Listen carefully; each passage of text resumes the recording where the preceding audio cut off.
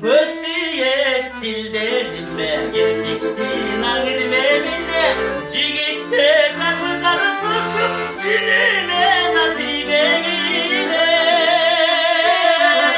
Çalcalı köz kanadanım Çak gözleri kanamasın Buyurursa gençliğin bul beni yamanatım Amanatım amanatım Amanatım amanatım